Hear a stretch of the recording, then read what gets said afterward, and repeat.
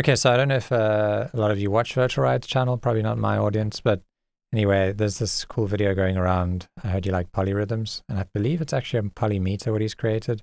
Anyway, it starts off like this with a bunch of notes, and they make this polyrhythm that takes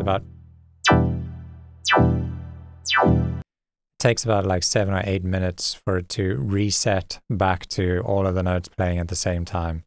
And it sounds super interesting and really pleasing, really pretty.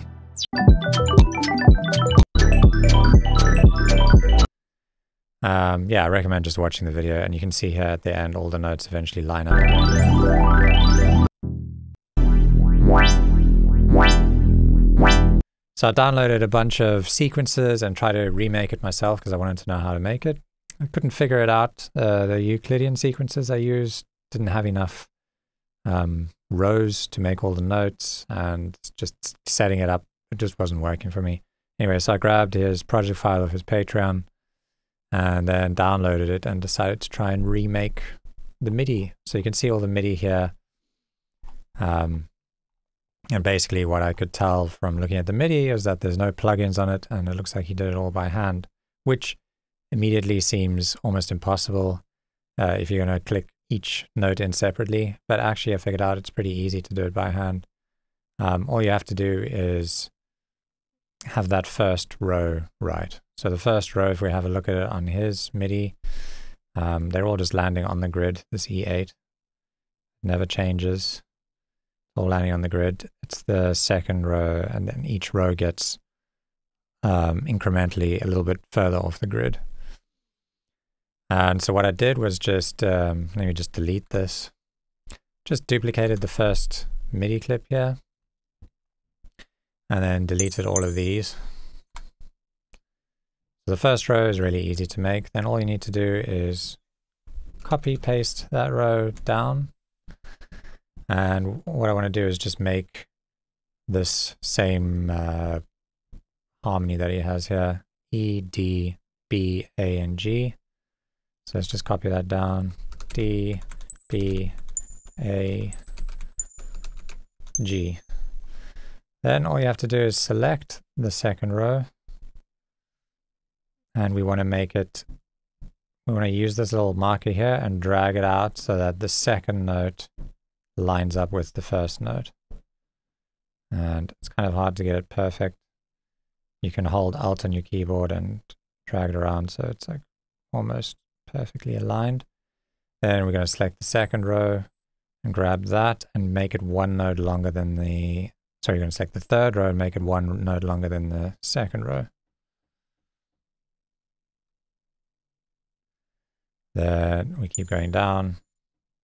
Fourth row. Grab it and make it one note longer. And then that row, grab it one note longer. And we want to make sure that this all lines up nicely. So I'm just going to hold Alt and try and get it perfect. Zoom in, and it's kind of hard to drag it perfectly. But anyway, when we reach this point, it's pretty much going to sound like they're all lined up perfectly. So now what we can do to test if this works properly is we can just solo this channel. This is the original channel. It's the very top row, so it's really high pitched. But if we just move forward here,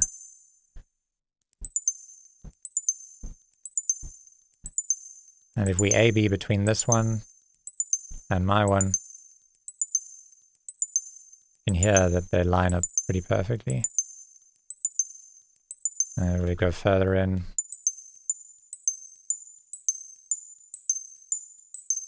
We have exactly the same rhythm, and then towards the end,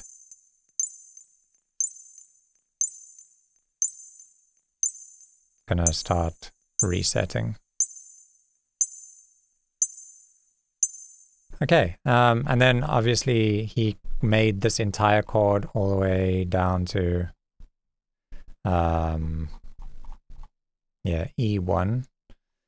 And you could do this all just in one MIDI clip. The reason why I think he did it on separate ones is just so that he could make a all the colors different so that when you look at them all together and kind of zoom out, you can see them all with separate colors, and it looks all pretty nice and fancy. So yeah, I think that's how he did it. I might be wrong, but I think I'm right. Cool. See you in the next one.